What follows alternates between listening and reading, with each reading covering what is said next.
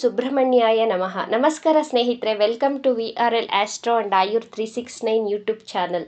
ಇವತ್ತಿನ ದಿನ ಮೇಷರಾಶಿಯವರ ಮೇ ತಿಂಗಳ ಮಾಸ ಭವಿಷ್ಯದ ಬಗ್ಗೆ ತಿಳಿಸ್ಕೊಡ್ಲಿದ್ದೇನೆ. ಮೇ ತಿಂಗಳಲ್ಲಿ ಮೇಷರಾಶಿಯವರ ಆರೋಗ್ಯ ಹೇಗಿರುತ್ತೆ ಮತ್ತು ಹಣಕಾಸಿನ ಪರಿಸ್ಥಿತಿ ಯಾವ ರೀತಿ ಇರುತ್ತೆ, ಜಾಬ್ ಮತ್ತು ಬಿಸ್ನೆಸ್ಸಲ್ಲಿ ಪ್ರಾಫಿಟ್ ಹೇಗಿರುತ್ತೆ ಮತ್ತು ಎಜುಕೇಷನ್ ಬಗ್ಗೆ, ನಿಮ್ಮ ವೈವಾಹಿಕ ಜೀವನ ಹೇಗಿದೆ ಅನ್ನುವಂಥ ಸಾಕಷ್ಟು ವಿಚಾರಗಳನ್ನು ಇವತ್ತಿನ ದಿನ ತಿಳಿಸ್ಕೊಡ್ಲಿದ್ದೇನೆ. ಮೊದಲಿಗೆ ಗ್ರಹಗಳು ನಿಮ್ಮ ಕುಂಡಲಿಯಲ್ಲಿ ಯಾವಾಗ ಟ್ರಾನ್ಸಿಟ್ ಅಂದರೆ ಚೇಂಜ್ ಆಗುತ್ತೆ ಅಂತ ನೋಡೋಣ ಬನ್ನಿ. ಮೇ 11ರಂದು ಬುಧ ಗ್ರಹ ಮೇಷರಾಶಿಯನ್ನು ಪ್ರವೇಶ ಮಾಡಲಿದೆ. 14 ಮೇ ಸೂರ್ಯ ಗ್ರಹ ವೃಷಭ ರಾಶಿಯಲ್ಲಿ ಗೋಚರಿಸಲಿದೆ. 19 ಮೇ ಶುಕ್ರ ಗ್ರಹ ವೃಷಭ ರಾಶಿಗೆ ಪ್ರವೇಶ ಮಾಡಲಿದೆ. ಮೊದಲಿಗೆ ಮೇಷರಾಶಿಯ ಮೊದಲನೇ ಮನೆಯ ಅಧಿಪತಿ ಅಂದರೆ ಮೇಷರಾಶಿಯ ಅಧಿಪತಿ ಮಂಗಳ ಗ್ರಹ. ನಿಮ್ಮದು ಮೇಷಲಗ್ನ ಆಗಿದ್ದರೆ ಲಗ್ನಾಧಿಪತಿ ಮಂಗಳ, ಕುಜ ಅಥವಾ ಅಂಗಾರಕ ಅಂತಲೂ ಕರಿತೀವಿ. ನಿಮ್ಮ ಲಗ್ನಾಧಿಪತಿ ಅಥವಾ ರಾಶಿಯ ಅಧಿಪತಿ ನಿಮ್ಮ ವ್ಯಯಸ್ಥಾನದಲ್ಲಿ ಸ್ಥಿತವಾಗಿದ್ದಾರೆ. 12ನೇ ಮನೆ ಜ್ಯೋತಿಷ್ಯದಲ್ಲಿ ವ್ಯಯಸ್ಥಾನ ಅಂತ ಕರಿತೇವೆ. ನಿಮ್ಮ ರಾಶಿಯ ಅಧಿಪತಿ ವ್ಯಯಸ್ಥಾನದಲ್ಲಿ ಸಂಚಾರ ಮಾಡೋದ್ರಿಂದ ನಿಮಗೆ ಮೇ ತಿಂಗಳಲ್ಲಿ ಖರ್ಚುಗಳು ಹೆಚ್ಚಾಗಲಿವೆ ಮತ್ತು ನಿಮ್ಮ ಇಮ್ಯುನಿಟಿ ಸಹ ಸ್ವಲ್ಪ ಕಡಿಮೆ ಆಗುತ್ತೆ. ಅಂದರೆ ಸ್ಕಿನ್ ರಿಲೇಟೆಡ್ ಪ್ರಾಬ್ಲಮ್ಸ್ ಬರಬಹುದು ಮತ್ತು ನಿಮಗೆ ಎಕ್ಸ್ಪೆಂಡಿಚರ್ ತುಂಬ ಅನ್ನೆಸೆಸರಿ ಖರ್ಚಾಗ್ತಿರುತ್ತೆ ಹಣ ಮೇ ತಿಂಗಳಲ್ಲಿ. ಮೊದಲ 14 ದಿನ ಮೇಷರಾಶಿಯವರಿಗೆ ಲಗ್ನದಲ್ಲೇ ಸೂರ್ಯ ಸ್ಥಿತನಾಗಿರೋದ್ರಿಂದ ನಿಮಗೆ ಸನ್ಮಾನಗಳು, ಗೌರವಗಳು ಹೆಚ್ಚಾಗಿ ಸಿಗಲಿದೆ. ಸೂರ್ಯ ಗ್ರಹ ಮೇಷರಾಶಿಯಲ್ಲಿ ಉಚ್ಚನಾಗಿರ್ತಾನೆ. ಆದ್ದರಿಂದ ಮೇಷರಾಶಿಯವರಿಗೆ ರಾಜಕೀಯ ಕ್ಷೇತ್ರದಲ್ಲಿ ಇರುವಂತಹ ವ್ಯಕ್ತಿಗಳಿಗೆ ಉನ್ನತ ಪದವಿ ಮತ್ತು ಸ್ಥಾನಮಾನಗಳು, ಸನ್ಮಾನಗಳು ಸಿಗಲಿವೆ ಮೇ ತಿಂಗಳಲ್ಲಿ. ಮತ್ತು ಯಾರ್ಯಾರು ಎಲೆಕ್ಷನ್ನಲ್ಲಿ ಪಾರ್ಟಿಸಿಪೇಷನ್ ಮಾಡಿದ್ದೀರೋ ಮೇ ತಿಂಗಳಲ್ಲಿ ವಿನ್ ಆಗುವಂತಹ ಚಾನ್ಸಸ್ ತುಂಬಾ ಇದೆ.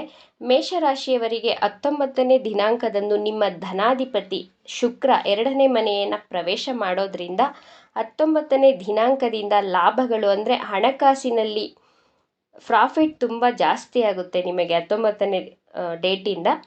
ಯಾರಿಗಾದರೂ ಹಣವನ್ನು ನೀವು ಕೊಟ್ಟಿದ್ರೆ ನಿಮಗೆ ವಾಪಸ್ ಬರುವಂತಹ ಚಾನ್ಸಸ್ ಮೇ ತಿಂಗಳಲ್ಲಿ ಜಾಸ್ತಿ ಇದೆ. ನಿಮ್ಮ ಸಪ್ತಮ ಭಾವದ ಅಧಿಪತಿ ಶುಕ್ರನೇ ಆಗಿರೋದ್ರಿಂದ ನಿಮ್ಮ ಕುಟುಂಬ ಸ್ಥಾನವನ್ನು ಪ್ರವೇಶ ಮಾಡ್ತಿದ್ದಾರೆ. ಮೇಷರಾಶಿಯವರ ಮ್ಯಾರೇಜ್ ಲೈಫ್ ತುಂಬ ಚೆನ್ನಾಗಿರುತ್ತೆ. ದಂಪತಿಗಳ ಮಧ್ಯೆ ಪ್ರೀತಿ ವಿಶ್ವಾಸಗಳು ಮೇ ತಿಂಗಳಲ್ಲಿ ಹೆಚ್ಚಾಗಲಿದೆ. ನಿಮ್ಮ ಫೈನಾನ್ಸ್ ಕಂಡೀಷನ್ ಸಹ ತುಂಬ ಚೆನ್ನಾಗಿರುತ್ತೆ ಮೇ ತಿಂಗಳಲ್ಲಿ. ನಿಮ್ಮ ಜಾಬ್ ಆ್ಯಂಡ್ ಬಿಸ್ನೆಸ್ ಬಗ್ಗೆ ನೋಡೋಣ ಬನ್ನಿ. ನಾವು 10ನೇ ಮನೆಯನ್ನು ಕರ್ಮಸ್ಥಾನ ಅಂತ ಕರಿತೇವೆ. ನಿಮ್ಮ ಕರ್ಮಸ್ಥಾನದ ಅಧಿಪತಿ ಶನಿಗ್ರಹ ಲಾಭಸ್ಥಾನದಲ್ಲಿ ಸ್ಥಿತವಾಗಿದ್ದಾರೆ. ಈ ತಿಂಗಳು ಅಂದರೆ ಮೇ ತಿಂಗಳು ವ್ಯಾಪಾರ ಮಾಡುವವರಿಗೆ ಲಾಭ ಮತ್ತು ಇಂಪೋರ್ಟ್ ಆ್ಯಂಡ್ ಎಕ್ಸ್ಪೋರ್ಟ್ ಬಿಸ್ನೆಸ್ ಮಾಡುವವರಿಗೆ ಹೆಚ್ಚಿನ ಲಾಭ ತೋರಿಸ್ತಾ ಇದೆ. ಮತ್ತು ನಿಮ್ಮ ಹಿರಿಯ ಸಹೋದರ ಮತ್ತು ಸಹೋದರಿಯರಿಂದ ಲಾಭಗಳು ಹೆಚ್ಚಾಗಿ ಸಿಗಲಿವೆ ಮೇಷರಾಶಿಯವರಿಗೆ. ನಿಮ್ಮ ಮನೆಯಲ್ಲಿ ಮಂಗಳ ಕಾರ್ಯಗಳು ಆಗುವಂತಹ ಸಾಧ್ಯತೆಗಳು ಹೆಚ್ಚಾಗಿದೆ. ಮತ್ತು ಮೆಟಲ್ ಬಿಸ್ನೆಸ್ ಮಾಡುವವರು ಅಂದರೆ ಕಬ್ಬಿಣದ ರಿಲೇಟೆಡ್ ಬಿಸ್ನೆಸ್ ಮಾಡುವವರು ಮತ್ತು ವ್ಯವಸಾಯ ಕ್ಷೇತ್ರದಲ್ಲಿರುವವರಿಗೆ, ಡೈರಿ ಮತ್ತು ಮೈನಿಂಗ್ ಬಿಸ್ನೆಸ್ ಮಾಡುವವರಿಗೆ ಅತಿ ಹೆಚ್ಚಿನ ಲಾಭ, ಧನಲಾಭವಾಗಲಿದೆ ಮೇ ತಿಂಗಳಲ್ಲಿ. ಎಜುಕೇಷನ್ ಬಗ್ಗೆ ನೋಡೋಣ ಮೇಷರಾಶಿಯವರದು. 5ನೇ ಮನೆಯ ಅಧಿಪತಿ ಸೂರ್ಯ ಗ್ರಹ ನಿಮ್ಮ ರಾಶಿಯಲ್ಲೇ ಉಚ್ಚನಾಗಿದ್ದಾರೆ. ಮೇ 14ರವರೆಗೆ ಗೌರ್ನಮೆಂಟ್ ಕಾಂಪಿಟೇಟಿವ್ ಎಕ್ಸಾಮ್ ಅಥವಾ ಎಂಟ್ರೆನ್ಸ್ ಎಕ್ಸಾಮ್ ಯಾವುದಾದ್ರೂ ಇದ್ದರೆ ಒಳ್ಳೆ ರಿಸಲ್ಟ್ ಬರುವಂಥ ಸಾಧ್ಯತೆಗಳಿದೆ. ಪ್ರೀತಿ ವಿಚಾರದ ಬಗ್ಗೆ ನೋಡೋಣ ಇವಾಗ. ಪಂಚಮ ಸ್ಥಾನ ಎಜುಕೇಷನ್ ಮತ್ತು ಲವ್ ಬಗ್ಗೆ ತಿಳಿಸ್ಕೊಡುತ್ತೆ. 5ನೇ ಮನೆಯ ಅಧಿಪತಿ ಸೂರ್ಯ ಮೊದಲನೇ ಮನೆಯಲ್ಲಿ ಮೇಷರಾಶಿಯ ಅಧಿಪತಿ ರಾಹುವಿನ ಜೊತೆ ಸ್ಥಿತನಾಗಿರೋದ್ರಿಂದ ರಾಹು ಭ್ರಮೆಯನ್ನು ಕೊಡುವಂತಹ ಗ್ರಹ. ನಿಮ್ಮ ಪ್ರೀತಿಯಲ್ಲಿ ಭ್ರಮೆಯನ್ನು ಕ್ರಿಯೇಟ್ ಮಾಡ್ತಾನೆ ರಾಹು. ಮತ್ತು ಈಗೋ ಕ್ಲಾಶಸ್ ಜಾಸ್ತಿ ಆಗುತ್ತೆ.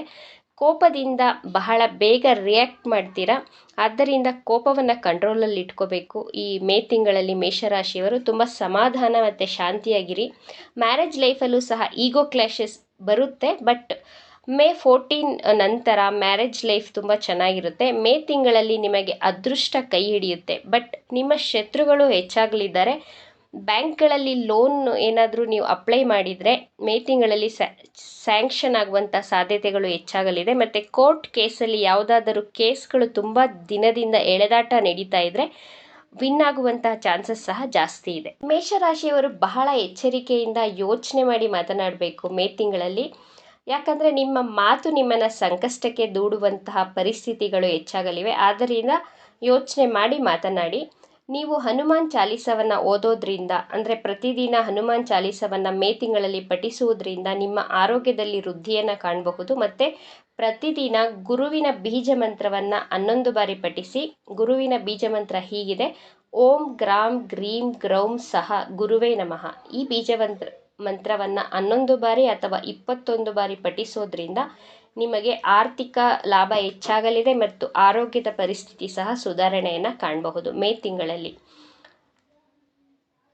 ಇವಿಷ್ಟು ವಿಚಾರಗಳು ಮೇಷರಾಶಿಯವರ ಮೇ ತಿಂಗಳ ಪ್ರಿಡಿಕ್ಷನ್ಸ್ ಆಗಿತ್ತು. ಈ ಮಾಹಿತಿಗಳು ನಿಮಗೆ ಇಷ್ಟ ಆಗಿದೆ ಅಂತ ಭಾವಿಸ್ತೇನೆ. ಇಷ್ಟ ಆಗಿದ್ರೆ ನಮ್ಮ ಚಾನಲನ್ನು ತಪ್ಪದೇ ಸಬ್ಸ್ಕ್ರೈಬ್ ಮಾಡ್ಕೊಳ್ಳಿ. ಈ ವಿಡಿಯೋಗೆ ಒಂದು ಲೈಕ್ ಕೊಡೋದನ್ನು ಮರಿಬೇಡಿ.